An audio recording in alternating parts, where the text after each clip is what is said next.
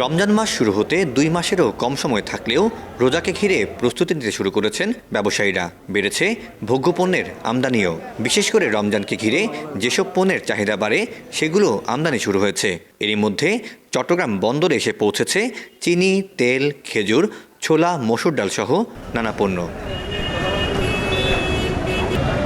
কাস্টমসের তথ্যে দেখা যায়, গেল বছর রমজানের আগে ডিসেম্বর থেকে মার্চ পর্যন্ত খেজুর, ছোলা, চিনি, মসুর ডাল সহ বিভিন্ন ভোগ্যপণ্য আমদানি হয়েছিল 10,28,029 মেট্রিক টন। আর এবার অক্টোবর থেকে ডিসেম্বর পর্যন্ত আমদানি হয়েছে 9,46,705 মেট্রিক টন পণ্য। মূলত নভেম্বর থেকেই শুরু হয়েছে রমজানকে ঘিরে আমদানি। জানুয়ারিতে তা আরও কয়েক গুণ বাড়বে।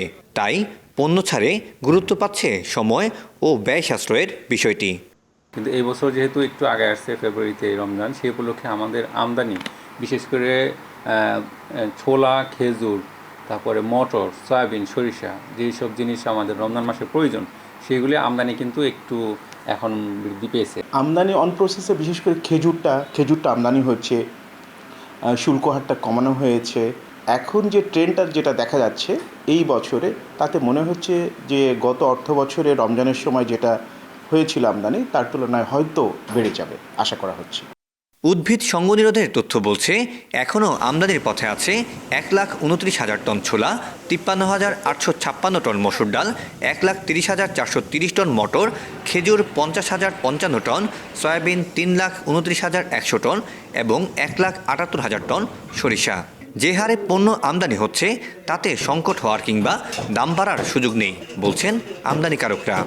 আর যে পরিমাণ মান আমদানি হয়েছে এবং পাইপলাইনে মাল আরও আসছে, সেহেতু আমদানির পরিমাণ বেশি হওয়াতে আর আমাদের চাহিদা তুলনামূলকভাবে এখন আমার মনে হয় না মালের দাম বাড়বে। আমদানি যেগুলি চাহিদা থাকে, ছোলা, চিনি, তেল, বাদাম, তারপরে আপনার এই খেসারির ডাল, মুসুরির ডাল বাজারে ভরপুর।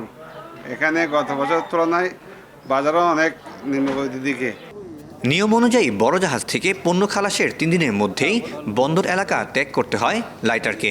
তবে অতীতে এই লাইটার জাহাজকে ভাসমান গুদাম বানিয়ে কৃত্রিম সংকট তৈরির চেষ্টা চালানো হয়। এবার এ বিষয়ে কঠোর হওয়ার কথা বলছে বন্দর কর্তৃপক্ষ। বড় জাহাজগুলোর থেকে, বিশেষ করে মাদার ভেসেলগুলোর থেকে আনলোড হওয়ার সাথে সাথে বার্জগুলো যেন সর্বোচ্চ 3 দিনের মধ্যে যেন তাদের ডেস্টিনেশনে চলে যায়। সাধারণত দেখা যায় অনেকগুলা ছোটোখাটো বার্জ যেগুলো দিনের পর দিন দাঁড়িয়ে থাকে। এখানে হয়তো ব্যবসায়িক কোনো ফায়দা করার জন্য অনেকে এই কাজটা করতে পারে, বাট আমরা সেটা ক্লোজ মনিটরিংয়ে রেখেছি। আমরা চট্টগ্রাম বন্দর, নেভি, কোস্টগার্ড সহ আমরা এই পর্যন্ত বেশ কয়েকটা অভিযানও পরিচালনা করেছি। রমজানে বাজার স্থিতিশীল রাখতে এখন থেকেই যথাযথ নজরদারি নিশ্চিতের প্রতি জোর দিয়েছেন বাজার সংশ্লিষ্টরা। Syed Tamim Mahmud, Star News, Chittagong.